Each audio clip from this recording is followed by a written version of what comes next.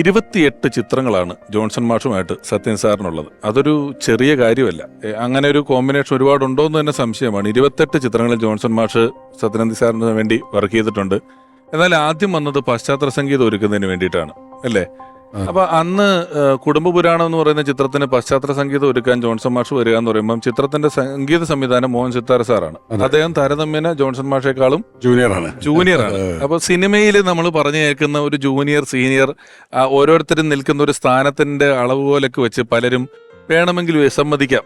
നീ വേറൊരാൾ സംഗീതം ചെയ്ത പടത്തിന് പശ്ചാത്തല സംഗീതം ഒരുക്കാൻ ഞാൻ വരേണ്ട കാര്യമുണ്ടോ എന്നൊക്കെ ചോദിക്കാം.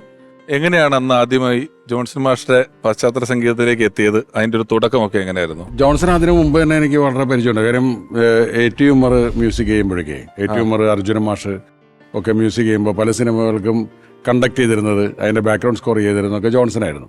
അപ്പോൾ അന്നോട്ട് ജോൺസനും ഞാനും തമ്മിൽ നല്ല അടുപ്പമുണ്ട്. അപ്പോൾ അന്ന് മോഹൻ സിത്താരയുടെ 1 മുതൽ 0 വരെ എന്നുള്ള സിനിമയിലെ പാട്ടുകൾ കേട്ടപ്പോൾ മോഹൻ സിത്താരയെ കൊണ്ട് മ്യൂസിക് ചെയ്യിപ്പിക്കാൻ തീരുമാനിക്കുകയും എൻ്റെ റീ റെക്കോർഡിങ് സമയം വന്നപ്പോൾ ജോൺസൺ ഓൾറെഡി എൻ്റെ സുഹൃത്താണ്. നമ്മൾ ഒന്നിച്ച് വർക്ക് ചെയ്യുന്ന വെച്ചാൽ A.T. ഉമ്മറിൻ്റെ കൂടെയാണ് വർക്ക് ചെയ്യുന്നത്. എങ്കിലും ജോൺസനെ മ്യൂസിക് ചെയ്യാനായിട്ട് റീ റെക്കോർഡിങ് ചെയ്യാനായിട്ട് വിളിക്കുകയാണ് ചെയ്തത്. ജോൺസൺ ഒരു ബുദ്ധിമുട്ടില്ലാതെ വന്നു.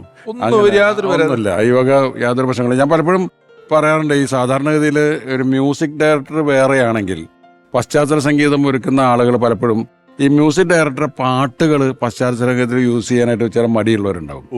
നമ്മൾ നോക്കുക, അമരം മ്യൂസിക് ചെയ്തിരിക്കുന്ന രവീന്ദ്രനാണ്. അതിൽ രവീന്ദ്രന്റെ പല പാട്ടുകളും റീ റെക്കോർഡിങ്ങിൽ ഉണ്ട്. ജോൺസൺ സംഗീതം മാത്രമാണ്. ജോൺസൺ അതിന് സംഗീതത്തിന് മാത്രം അടിമയാണ്, അല്ലാതെ ഈഗോടെ അല്ല.